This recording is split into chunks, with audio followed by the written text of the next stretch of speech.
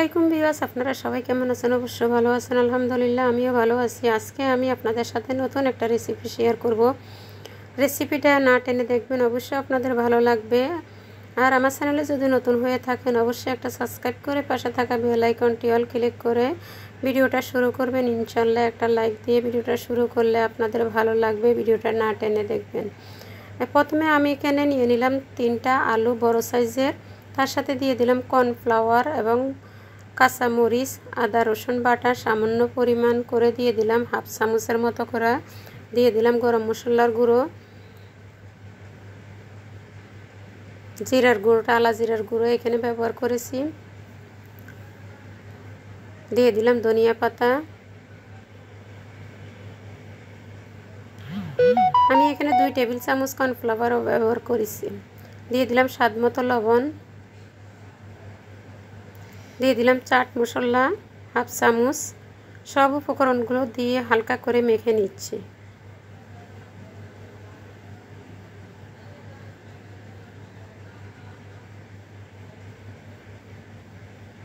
এখন দিয়ে দিলাম এখানে চিলি ফ্লেক্স বা টালা মরিচের গুঁড়ো, লাল মরিচের গুঁড়ো। এখন দিয়ে দিব ডিম, আগে থেকে সিদ্ধ করে রেখে দিয়েছি ডিমগুলাকে একটা গ্রেটারের সাহায্যে গ্রেট করে নিলাম।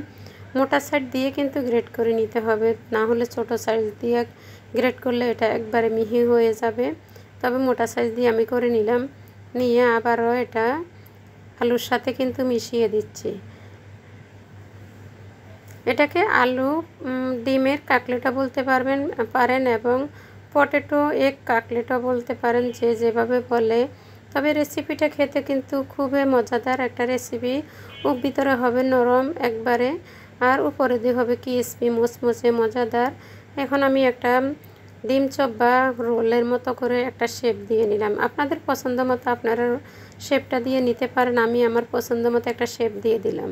নিয়ে নিলাম একটা বাটিতে ডিম, একে একে আমি সবগুলো রোল বানিয়ে নিলাম। এখন দিয়ে দিলাম একটা মিক্সিং বলে ডিমের মধ্যে দিয়ে দিলাম 1 টেবিল চামচ কর্নফ্লাওয়ারগুলো দিয়ে একটা চামচের সাহায্যে একটু ভালো করে ফেটিয়ে নিতে হবে। কোনো প্রকার যাতে লাঞ্চ না থাকে, দানাদার থাকলে কিন্তু ভালো লাগবে না। দিয়ে দিলাম গোলমরিচের গুঁড়ো, স্বাদ মতো একটু লবণ, 1/4 চামচ লবণ দিয়েছি, আর গোলমরিচের গুঁড়ো দিয়েছি হাফ চামচ। এখন আমি এই ডিমের আর আলুর মিশ্রণের চপগুলাকে আমি চপও বলতে পারেন, কাটলেটও বলতে পারেন, যে নামে বলে। তবে এখন আমি কোট করে নিচ্ছি সেমাই দিয়ে। এই রেসিপিটা কিন্তু খেতে উপরে একবারে মচমচে হবে, আর ভিতরটা খেতেও দুর্দান্ত মজার হয়ে থাকে। একবার হলো ট্রাই করে দেখবেন, ইনশাল্লাহ আপনাদের ভালো লাগবে। দেখতে একটা বিদেশি ফলের মতো দেখা যায়, উপরে একটু কাটা কাটা ভাব, তবে কিন্তু আপনাদের ভালো লাগবে।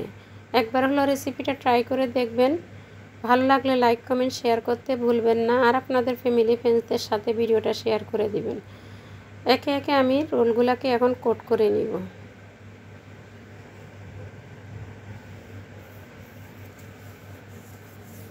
ডিমের মিশ্রণে ভালো করে কোট করে নিতে হবে।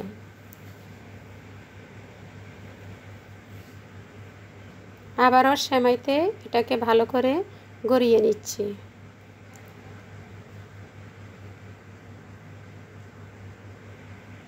এই রেসিপিটা সম্পূর্ণ আলাদা একটা রেসিপি, খেতে খুবই ভালো লাগে। আপনারা ট্রাই করে দেখবেন, ইনশাল্লাহ আপনাদেরও ভালো লাগবে। আর যারা দেশ বিদেশ থেকে আমার ভিডিওটা দেখছেন তাদেরকে অসংখ্য অসংখ্য ধন্যবাদ। যারা আগে থেকে সাবস্ক্রাইব করে রেখেছেন তাদেরকে অসংখ্য ধন্যবাদ। আমার ডিমের চপ বা আলুর চপগুলা বা কাটলেটগুলা আমার রেডি করা হয়ে গেছে, কোট করা হয়ে গেছে। এখন তেলটা একবারে হাই হিটে গরম করা যাবে না, মিডিয়াম তাপমাত্রা হয়ে যাওয়ার পরে কিন্তু আমি এগুলাকে ভেজে নিচ্ছি।